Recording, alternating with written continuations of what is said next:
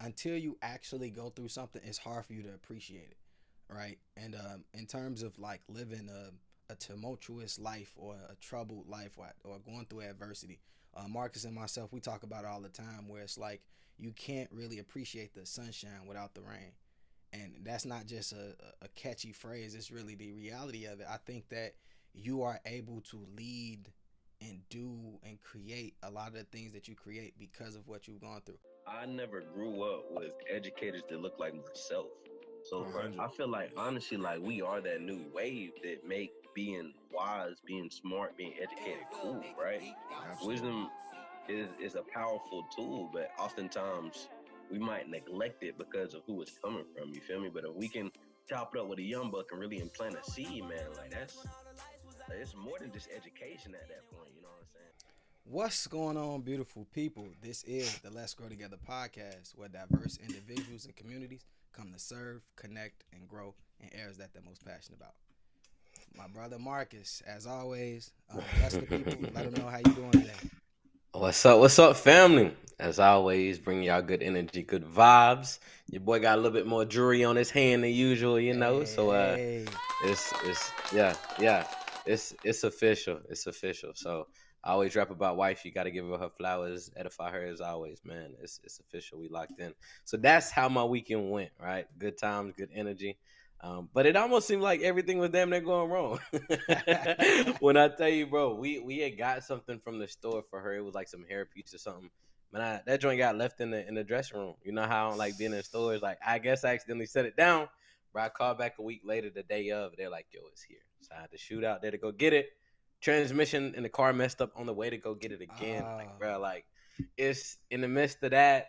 Was getting ready to walk out the door, grab some waters for the family, spilt it, about slipped and fell, and I just had to laugh. Like yeah, you yeah, can't ruin this day. facts, So facts. again, a lot of trials and tribulations, but we were able to cross that finish line, and I'm beyond appreciative, man. So that's how my weekend went. What about yours, James? How are you, good brother? Hey, shout out to y'all, man, taking that step, man. But I can't let you go without talking about the Uh, retreat that you had. we did, bro. Yeah, Very eventful weekend. We did that. We had a self love session. We did a lot, brother. We did a lot. But yeah, we had our retreat with the college students. As I always mention, our college students are the instrumental foundation of our organization roots. We were able to really pour into them, empower them, get them professional headshots, really get them charged up for the year. Probably my biggest highlight was we did what we call our real talk sessions, and within it, we actually made them analyze just different songs. We talked about hypnotic rhythm and how a lot of time the low vibration music of our today's generation tends to taint them a lot going forward.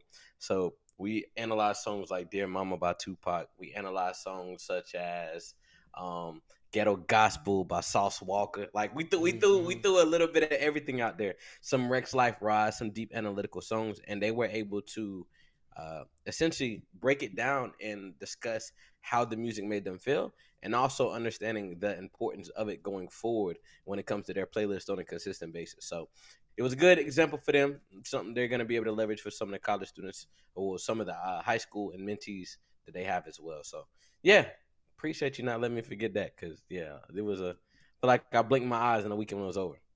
Yeah, yeah. Now that's love, man. I usually talk about the restorative practices, but I still can't let you get away without talking about the didn't you and The your peace team? circle. Yeah, So, yeah, bro, we had all right. So there's two different retreats. We had the college student retreat, and then we had the executive team retreat. yeah. So yeah, we did the executive team retreat. We did equine therapy. So we introduced them to horses. Right, a lot of them are trained in equine therapy. So a lot of our team has a lot of testimonies as well, I would say, right? So when it comes to trauma, we wanted to face it from a collective standpoint before we expect our youth to do so. So we were able to again work with the horses on a ranch, middle of a farm, somewhere where you traditionally wouldn't catch all of us black folk. But that was awesome, a change of scenery. And we were able to do the restorative justice, as James and his squad are always about as well. So we were able to sit down and analyze the different traumas in which we've experienced, and then let's talk about how we're coping with them as of yet. It was a great way to really formulate a bond, really do a little bit more of a deeper dive synopsis of everybody on the team outside of just working, right? Who are you Yeah. really? Let's talk about it.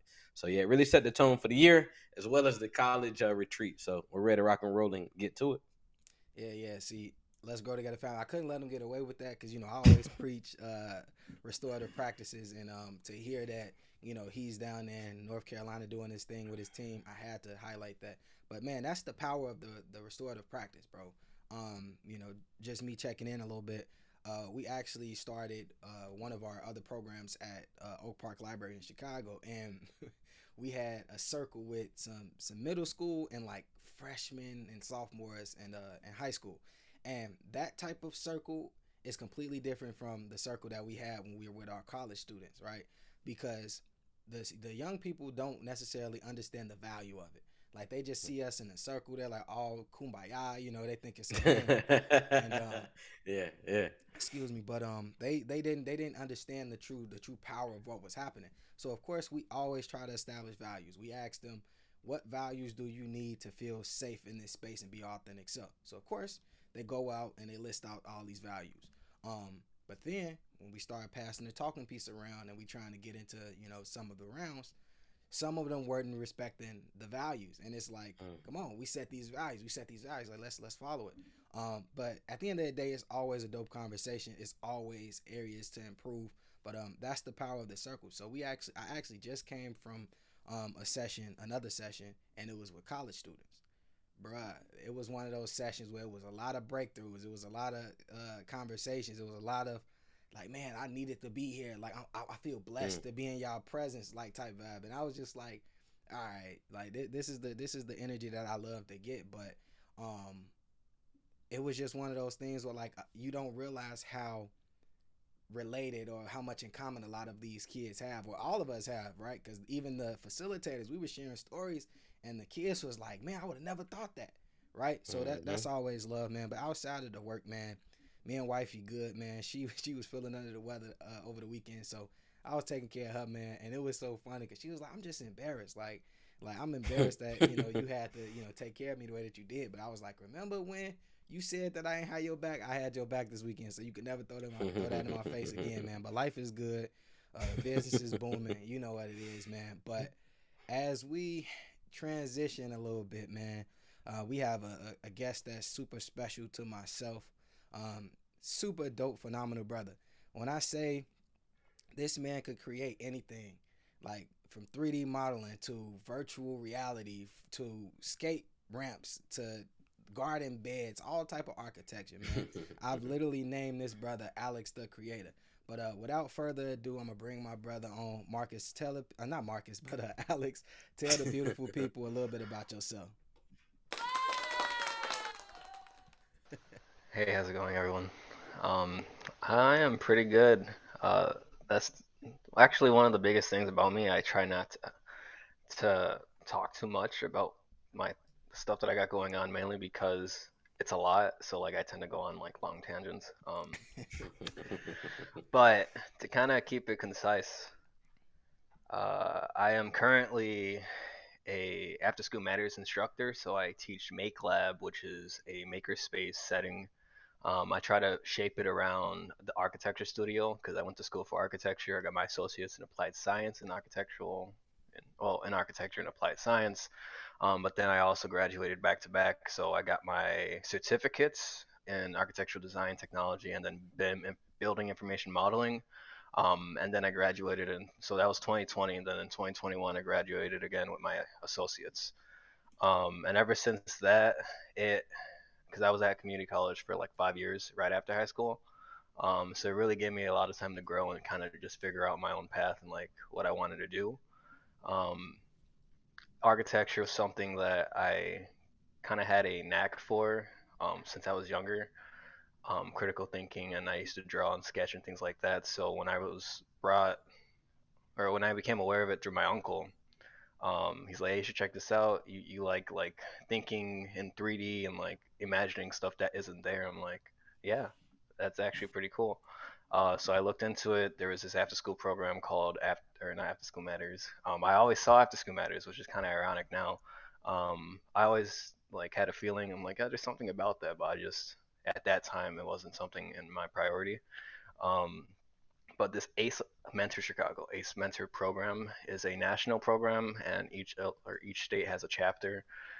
So ACE Mentor Chicago is a after school program that exposes high school students, prioritizes people of color and women, because architecture, construction, engineering, those fields, and the industry itself is very unrepresentative, or it's unrepresented with minorities. So they have been, or it has been created in order to bridge that gap. That was in my senior year. I was able to get a $5,000 scholarship that allowed me to go to community college. It's probably one of the it was literally one of the only like opportunities I had to be able to get me to college. Because I was told from my family like if you want to go to college, you gotta figure it out on your own. We can help you. So a lot of reality checks, but I was able to get through it. I also skateboard. I've been skating for about 14 years now. It's not 14. I started when I was 14. Eventually, it's gonna be 14, but we're in like 10 or 11. Skateboarding has gotten me out of a lot of things, but skateboarding has became more professional to me now. So at After School Matters, I also teach Design Build Skate, which is a program I created from the ground up, based off of the blueprint of another program. So I got the structure of like how do you operate, how do you recruit, how do you engage the teams with activities daily, how do you get them to progress, use these MHK skills, which are 21st century skill sets that have been researched, and there's like a whole bunch of like stuff around this, but essentially we have like critical thinking, collaboration, um, essentially planning, and just these areas or these skill sets or these like areas of growth. Right. These are all things that are utilized in the real world, so it prepares you if you go through these programs, to be equipped for what the world has to offer you currently and not some outdated information. Yeah. They really keep it up to date on what's going on. And then for me personally, it has been awesome because I always like dreamed of being paid to skateboard, and it's not Yeah. like sponsorship. I'm not a pro skateboarder, but through this, I'm able to use everything that I learned and pass it on to somebody like me, and it's one of the greatest feelings that I've had. But yeah, again, tangent. I'm also with the Greater Good Foundation, been a mentee Yeah. since 2017, and So actually, Alex, there's a hold on. lot. That's super dope. Let's super dope. I just wanted to get in real quick because I didn't want to miss the point that the question I was going to ask you. So you talked about a lot. You know what I mean? It sounds like your not entrepreneur, excuse me, your architectural background started with your uncle, right? Yes. And was it anything in particular that your uncle showed you that let you know? Like, obviously, you said you think in 3D, but like, was it something that he showed you? Was it somewhere that you went that you were like, man, I can see myself doing this? Like, when did the creator side of Alex start? Um, I would say when I was living with my uncle, because one of the biggest things under pressure of being there was figuring out what I was going to do after high school. So I had to really think like, all right, what career do I want? What kind of things am I good at? And because he's a teacher, he got his master's in education from Loyola University.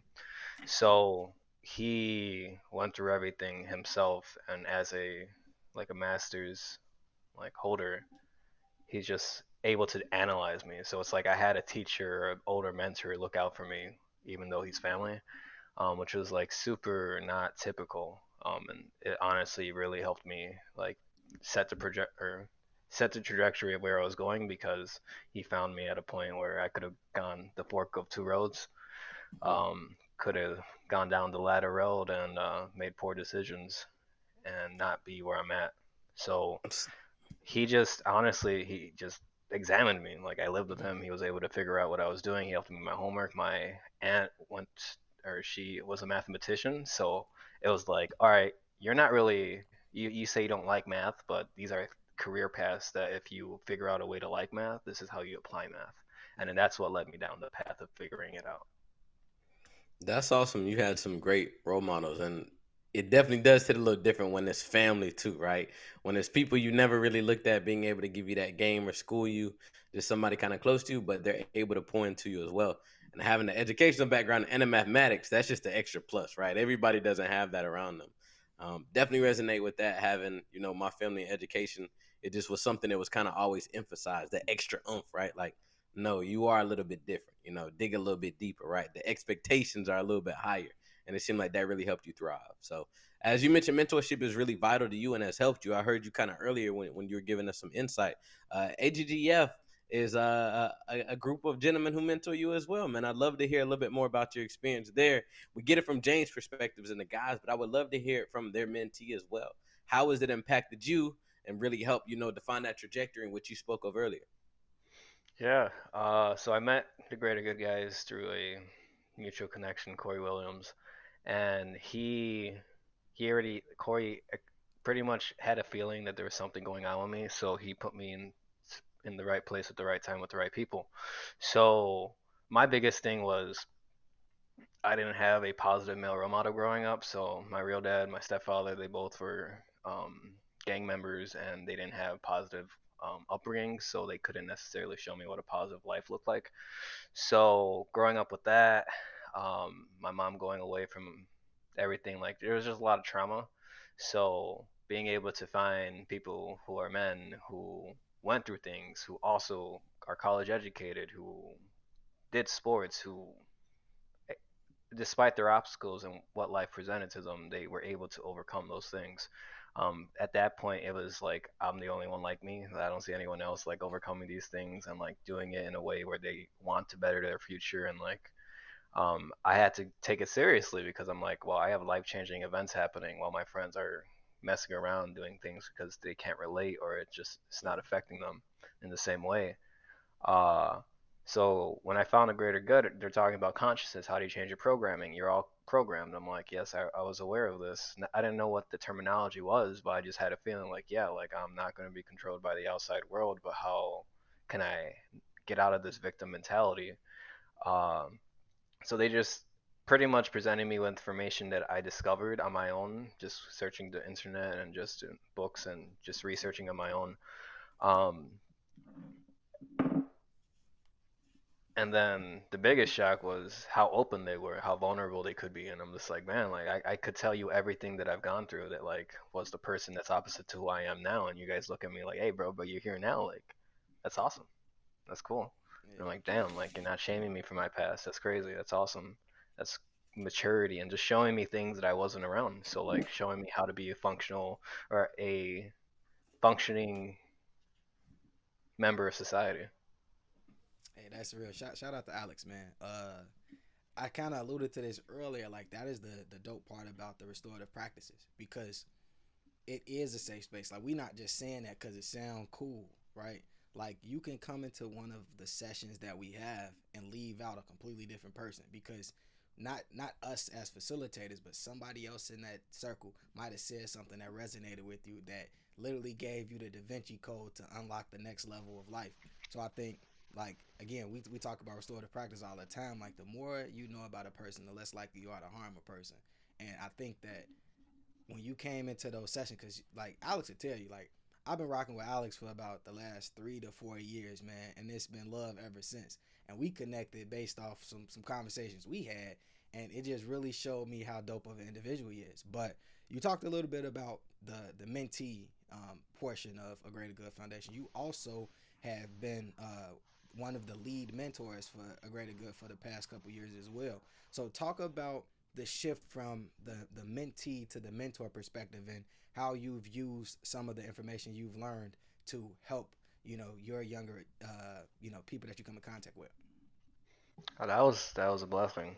Um, so after a period of time of being around the greater good guys, I was like, hey, like how do I like join you guys? Like I love this information. How do I help? Like literally, like I how do I help? Like you do what I want to do. Like how do I help? Um, and just because of my desire was so strong, or because my desire was so strong, and it's like he's present, he's aware, I'm checking out all the things off the blueprint etiquette that we have, which is like we're looking for this kind of person. How do you model this behavior? How do you model this personality? So me looking at that, I'm like, wow, like I already have most of these things, and if I don't, then I just have to change what I'm doing, and I have that character trait too. So I'm just like, in a way, I felt like for a long time, like a what forgot the term for it, but it's pretty much like a poster child of like the information because I'm like, okay, I could understand this information. They gave me the thinking into results program and the personal development programs, like personal development in general is like it has all the keys. So I was doing personal development before meeting them and then realizing that like it was a thing and I'm like, "Oh, there's people who like study this religiously. Okay, cool." So I'm going to do the same. Um and then I forgot when it was, but had an opportunity to because this is through Triumph, which is Trident's undergraduate men pursuing higher education. Um, I became I don't think I necessarily became like a mentor there because I was always a mentee there, Hmm. but I just had an opportunity to mentor with them at the local school, I think Proviso East. Hmm. So I was at Proviso East. We were able to teach the same information that I learned to the kids, and I'm just like, wow, like how do I teach this information after obtaining it and making it digestible for somebody just being exposed to it for the first time? Yeah. Because a lot of the concepts are overwhelming if you're not ready to sit down and really like get to the grit of it. Um, but yeah, being able to not from being a person consuming the information to now digesting it, being present with it, and now being able to facilitate it, it gave me like, okay, I have this gift to relay this information in a way how do I get better at that? So just being with the greater good, seeing how they operated, that gave me the perfect motto of like, cool, this is how we talk about this information to the kids. This is how we make it fun or more engaging and interesting because again, the subjects we talk about aren't necessarily yo, but once you get the realizations of them, you're gonna be like, yo, that's crazy, and then you run with it. Um, but yeah, being a mentee or being a mentee and then being a mentor with the Greater Good Foundation and doing a whole bunch of other things because we all in a Greater Good have so many different hats. Been lead mentor, did social media stuff, did commissions with 3D printing, graphic design related things within the organization. So it's like just being able to be a part of something like that and be able to have the freedom or the uh, be able to be picked to be Yeah. put on a project is a really great feeling. Yeah, I just wanted to add something to that because Corey Williams, shout out to Corey. He made a comment the other day, and and I didn't think about it until he said it, but he was like, first off, if you were in the presence of these guys, I know you got great things going on. That was the first thing, and then he was like, the second thing is, if you associated closely with a Greater Good Foundation, I know that you do multiple things. Like you aren't just like a specialist in this. Like you might have one particular specialty, but you might do social media, you might do merch, you might like you gonna have your hand in a lot of pots. But what I think comes from that is a tool belt. We talk about tool belts, right? Where it's like I might not be an expert, but if I need to advise or get into this space, I can do that. So I think it kind of helped you more. Like it helped you a lot when you really think about it. Definitely. 100%. And it's awesome to kind of shift from the mentee to being the mentor, right? The evolution of life that we always discuss as well. Because you've been able to retain and receive the information, but now you're able to regurgitate it. So showing that you actually grasp it, you're the teacher now, opposed to the student in the classroom. That's awesome. I would ask you just personally, what was one of the biggest things that you took away in the moment of seeing that kid like that spark in the eye, right? When James was on the other end, he might have been speaking with you, kind of pouring into you. He saw that spark within you, and that's why he continued to invest that energy as well. How is that for you, seeing that one kid or a few of those kids really retain that information and really kind of light them up? Um, it was harder for me when I was like a greater good like doing that because I was just starting. I didn't really know how to engage it, but I see that more now with After School Matters. When I just had or interviews recently, and there's certain kids that came in an interview like I just want to be better. I want to do this. I want to do that. I'm like, yo, am I talking to myself right now? Like, what the? That's crazy. Um, so I would say I experience that more now because I'm like years into it, but it was really hard trying to like get to relate or having the kids understand that I could relate to them and like getting into the teaching kind of like personality. It wasn't easy, but going to it when I see the greater good guys be able to like have a kid get it click, then they're smiling, and that's one of the biggest thing. Like for me, an indicator of anything when you understand it is when you smile, like just a genuine smile, because you're like, yo, like you can tell they get it. Um, so yeah, I'm not sure if that really answers your question, but for right now, I experience that now more than I did when I was mentoring. It does. It definitely takes some time, so I can definitely align with that. So you talked a little bit about the commercial, right? Um, you gave us a little bit of insight. Can you tell us a little bit more? Yeah. Um, I don't know when it's dropping, but when it drops, it's dope because I'm looking at the other ones. But I was a part of a commercial with a network company. Again, I signed an NDA, so I'm not sure what I can talk about. Um, but it was with a Olympic skateboarder, and it was kind of like an upbringing origin story. She had a pretty interesting upbringing relating to skateboarding, and it pretty much the irony is that skateboarding is kind of the thing that took her out, but now years down the line, she's still here, and she's like one of the top people in the world skateboarding on an Olympic level. So it's super inspiring, and for me, I have more recently been invited to things like this, but this was like the first time where I'm like, oh, there's an actual production set. Like you have like 20 people here.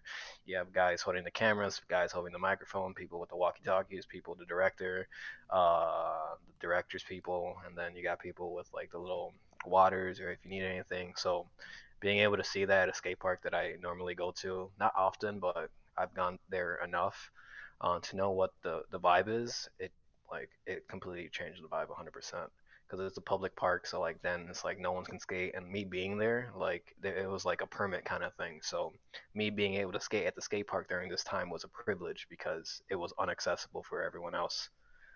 Um, but it was super awesome. I saw some Chicago homies that I know in the Chicago skate scene, and it was really cool to see other people be able to like also have this opportunity because they were looking for Chicago skateboarders. And once I got found out, my friend Dave told me about it, and I just sent them the sign up application thing.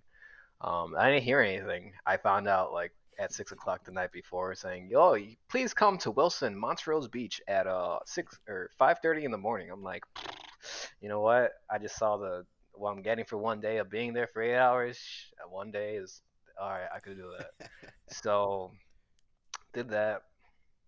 Super awesome. Literally just skateboarding, and the beautiful part about skateboarding and like commercials and just like production stuff like that is you just have to be you. Like you're a skateboarder. All you got, they just want you there to skate and look like a skateboarder. Yeah. And so it was really awesome. Um, and it made me realize like I could really do this thing. Like I can make. Yeah. It's not gonna be like my main thing, but when opportunities arise, I already have a portfolio for this side of that industry, so I could just figure out talent agencies or who I need to talk to make it happen. Right. Hey, oh, you got it, Marcus. Yeah, you always seem to be ready for the opportunity. That's one thing I keep continuously getting from you for the story. Like when you get tapped on your shoulder, you are ready. And just kind of hear your intro, hear your beginning, your origin story essentially. I wonder if a lot of that attributed to it, right? The having to mature earlier. That's something I often chat about with James is just the evolution of you came a little bit quicker. It's kind of what it seems like. Cause how old are you again, Alex? 25. You're doing some great things to be a 25-year-old. You carry yourself like you're extremely mature. And I want to know where that really came from. Because the average 25-year-old, you got to get up at 5. I got to do what? Right? You know? but again, you are ready for the moment. And I just want to get a little bit more insight on like what really created that inner hunger and just that beast that makes you really be on top of these things and take advantage of the opportunity when it presents itself. I would say the experiences that I've had that are mind warping or like just things that this there's a saying where it's like if you could walk a mile in my shoes. Um, that's one of the things I always think about, but I hold that in a humble regard now more so ever with everything going on, because the only reason why I have all these amazing things coming is because of how rooted I am to my foundation and what I stand for and my intentions and my values and what I really want to get out of it. And that I'm in control, no one else is in control. So all that skateboarding, you're in control. That comes from the lack of control. I didn't have control growing up. I didn't have a say in what got to eat. I didn't have a say of where we got to live, what we got to do, what I got to saw, what I got to experience. So going through domestic violence, going through a phase with my friends, and through that experimentation phase, some friends passed away. They didn't make it through. I have one, two, I could at least five I know on the top of my on my head, on my hand that are not here no more from a young age. And it's like those one was my best friend. I grew up with him in childhood. We played music together. His dad introduced us, brought us together with another friend, and we created a band. We played sixth grade talent shows. We played Battle of the Bands for Berwyn, got third place against high school and college people. um, Seeing other people get addicted to things, substances, escaping reality, however form, however shape. I don't want to do this, or I have all these things, but because I'm privileged, I don't feel like I need to do this thing. Seeing all this stuff from just an observer perspective made me realize when I have the freedom to do these, I'm not taking no for an answer. I'm not wasting any time because my friend's not here anymore. He went to bed thinking he'll wake up, and he didn't wake up. So why who am I to just lay around and not get things done? Who am I not to try to create a legacy? Who am I not to try to be the best brother, best son, best person here in the world? Because all I know and all I saw was negative and hell. So that's why I'm serious a lot of the times, and like I'm just like mature and just I'm an old soul because I've gone through a lot in a short amount of time that most people never experience in their lifetimes, or they experience this later down the line. Also, recently lost my grandfather, which was like a father figure to me. So I had to step up in a lot of different ways. I am the man of the house now. There's things I have to do to just help my mom out and things like that. I got to be an older brother, role model for my brother, who is in a senior year at the Illinois Math and Science Academy in Aurora, and I'm like, I wanted to go to that school. That's one of the best schools in the state, let alone in the U.S. And because of his exposure to seeing me in the after school programs, he made that a desire to try to go to, and now he's there, just figuring out what he's doing next. Um, so that's why it's hard for me to relate to my peers, either around my age group or even older, because sometimes you could be old, but it doesn't mean you're mature, and your life has given you these experiences to make me relate with you. Um, so that's why a lot of the times I only talk to older people and just have older friends and just networks because I can resonate with that because I've gone through more of life than what I would say most people should, and I don't wish any of what I experienced for anyone else. If you could avoid it or figure out a way to find the tools for when stuff does happen, then I'd figure that out now, and that's why I'm always prepared for the opportunity because I don't know when things are going to hit the fan, but all I know is I have everything I need for when it does. Hey, that's, hold on. Let's because he said, man. Hey, shout out to you, Alex. I have a question. It's like, do what? Okay, if you were able to live your life over again, would you change anything about it? That's something I always actually reflect on because I'm like, man, I wish this would happen or this would happen, but one of the biggest things for me is no, I love my life despite everything that's happened to me and going on currently and will happen that I can't avoid. Like I love life. I And it's a beautiful thing because there's something that's something I was never able to say. I'm like, why am I here? What was my purpose for being here? Yeah. Why am I experiencing these things? And I was very negative, very cynical, very just pessimistic. And I'm like, I don't want to be here. And there was points in my life where it was that bad. And then again, being exposed to the people around me, it's like, who, what am I being fed? Um, Now that's real, bro. I think though, in the same breath, it's like until you actually go through something, it's hard for you to appreciate it, right? And in terms of like living a tumultuous life or a troubled life or going through adversity, Marcus and myself, we talk about it all the time, where it's like you can't really appreciate the sunshine without the rain. And that's not just a catchy phrase, it's really the reality of it. I think that you are able to lead and do and create a lot of the things that you create because of what you've gone through. I really love the connection between control in skateboarding, because when you're on a skateboard, that's the focus. Like if you focus on anything else, you might break a leg. You know what I mean? So I think that's super dope. But it was something you said a little earlier. You said that it was a bit hard being in quote unquote teacher mode. And you run quite a few programs with After School Matters. So like, how is it? Like, how do you navigate that when you kind of have in the back of your mind like, I'm kind of young. I'm still kind of figuring it out. But then I'm expected to lead this group or educate this group in this particular field. Like, how do you navigate that, and what kind of puts the battery in your back to do it despite the doubts that you might have? Yeah, so imposter syndrome is a big thing that I experienced when I first got on board to After School Matters. Mm-hmm. Um, one of the youngest ones there. I'm like, I have this opportunity to run two programs, which is more than what the normal instructor who are late 20s, early 30s. So I'm just like, okay, right off the bat, two programs, then four programs, then six programs, then two programs, and four, and we're Talk your back at stuff, three. Alex. Talk your stuff. And it's been great. I've been super fortunate just to have the freedom and the time to do it, because when they had diverse learner programs that they needed, I'm like, cool, let's make lab exploration. So everything I teach in the normal make lab, we do it for diverse learners in the daytime. There was one point where I was there from Thursday to Friday, from 9 on Thursday 9 a.m. to 7:30, and then Friday from 11 a.m. to 7:32. Yeah, imposter syndrome was something I really had to get out of. The blessing was able to just reflect back on my other experiences in my positions and be like, cool, what's different from what I did over there? I just bring that over here and then treat it the same way. I might have to adjust it based off of whatever curriculum or structure they have at ASM, but I've done most of these things before, so that gave me a confidence booster. But it wasn't until after I finished my first one where I'm like, cool, I did it. We survived. I could keep going. They want me back. Like, I did an okay job. I did a great job. But I say okay just because one of the biggest things, especially over this weekend, is the work never stops.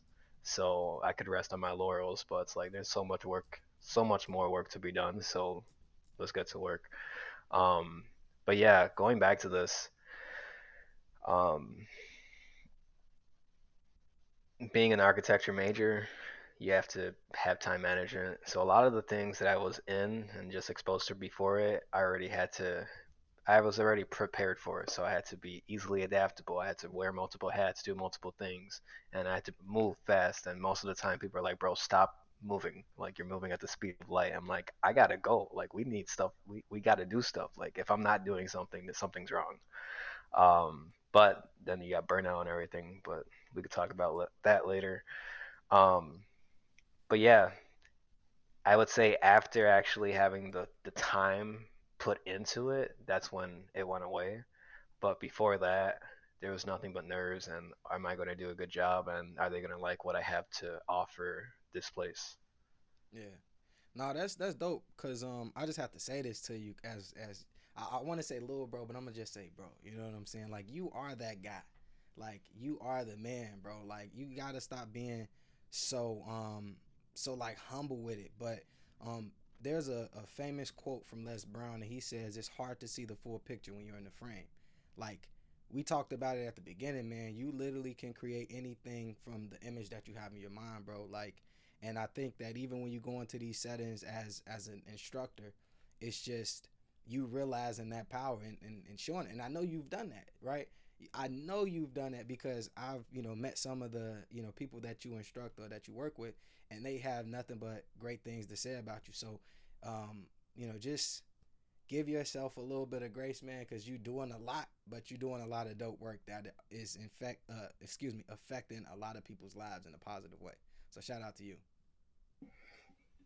And I resonate with you, Alex. I don't think we give ourselves a pat on the back enough, right? To your point, you just mentioned, it's like, yo, what's next? I gotta make it shake, right? If I sit here and I'm content in the moment, I'm missing out on the opportunity, bro. I know the feeling more than you know.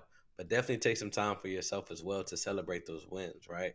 If it's looking back through some of the pictures, is that after every session, I sit down and I look through the photos from it, and I'm just charged up by that and seeing the impact as well. But that's kind of how I pour back into myself. Oftentimes, we pour so much into others that we don't get re-poured back into, and oftentimes we have to be that internal spark as well. So again, kudos to you. I love it. Again, I'm a fan, and I see it on Instagram consistently, bro. You keep doing your thing. I'm beyond proud of you as well. I also want to hit on something that you spoke on briefly. You talked about how in the midst of the mentoring and all, you find yourself kind of with the imposter syndrome. One thing I tell my mentees all the time is act like you've been here before, right? One, nobody knows that but you. That's an internal thought that you can often reflect externally if you continue to let it kind of fuzzle, really, really just kind of just simmer in your mind, right? Nobody knows that's how you feel. Everybody is enjoying themselves. I know you're able to read the body language. They're really tapped in with what you're doing. And oftentimes that self-talk is something we need to work on a whole lot more personally, just to pour into ourselves opposed to overly analyzing ourselves, right? So definitely just act like you've been here before. That's one thing. Again, I tell all of my mentees, and I tell myself sometimes too. Whenever I'm in a board meeting or something, I'm the youngest one 9 out of 10 times too. But there's a reason you're there, right? You didn't just accidentally get the invite. You got CC'd on it because of the work in which you do, man. It speaks for itself. So again, act like you've been there before. And whenever you're nervous, talk to James, talk to the mentors, and they gonna laugh and say, "Hey, we didn't even know at the end of the day, man." So again, beyond proud of you in the work. Alex, let me ask you this, man. As we kind of close on out, right? You're 25, right? Yep. But you're so much further ahead. What advice would you have for the average 25-year-old in today's society who is questioning himself, who may have found himself in a similar position to you, battling with some different traumas, working to overcome it, but still kind of working on that being overly critical of themselves? What game would you give them to kind of put that battery in their back as well and really manifest the best version of themselves? I would say when dealing with negative doubt, criticism, and just doing stuff or self sabotage, um, I would write down "I am so happy and grateful" for 10 Mm, things just to ground me. I also would do positive affirmation, self talk.